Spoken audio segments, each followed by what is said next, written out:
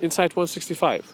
One must actively and decisively take assertive action in establishing one's consciousness in the truth said herein. Otherwise, it is easy for the individual to fall into the dualistic, meaning dramatic differences, ways of thinking, and wanting to feel pleasure. People love to feel, to be in the ecstasy of sexual pleasure, to enjoy life, and the mental and emotional ecstasy of a relationship. Ecstasy. The presence of a relationship, even though not yet sexual, brings hope in the future that such a union might take place. In the absence of a relationship, or when one feels that an existing relationship will cease to exist in the future, one might become hopeless of the sexual union occurring. Therefore, one might engulf oneself excessively in the realms of self-pleasure. Such encounters in the future with another or with oneself depletes oneself of considerable strength. One must be aware of this depletion and eat, rest, and perform sexual pleasure moderately, otherwise injury might come to oneself. Yeah.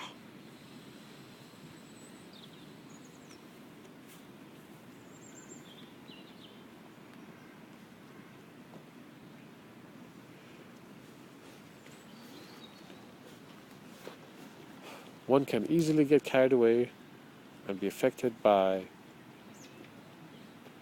the dualistic nature of various situations, people, and objects.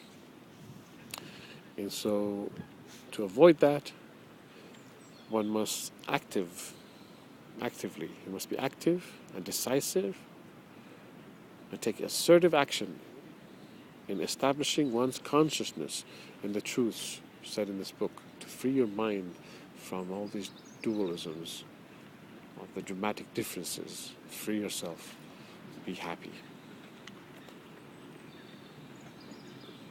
So, people like to feel love, they like to feel pleasure, and when you're involved in a relationship, even though it's non-sexual, it still gives you the hope that in the near future or in the future you will be having sexual interaction with this person.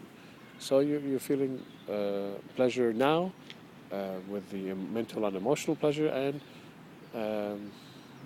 the hopes of having sexual pleasure in the future also keeps you satisfied somewhat. When you do not have a relationship, then you don't see any hope of sexual union, of experiencing sex in the near future. So you might feel depressed about that and want to experience it now. And this is one of the reasons why you might go ahead and self-pleasure or get involved in some kind of sexual activity here and now, because you don't see any hope for it in the future. This is true also for people who are in an existing relationship, who do have a relationship that it's going sour, and so then hopes again of sexual interaction in the future is dampened. Is not there's not much hope. So then you might again go back into want to experience sexual pleasure now because you don't see it happening in the near future. So knowing this and knowing the various other reasons why you get into behaving sexually by either viewing sexual presentations or self-pleasuring or getting involved in some kind of other sexual activity, knowing the reasons why, you want to figure out the reasons why, and we're going over many of them, and you're going to discover your own specific reasons why, but this is one of them.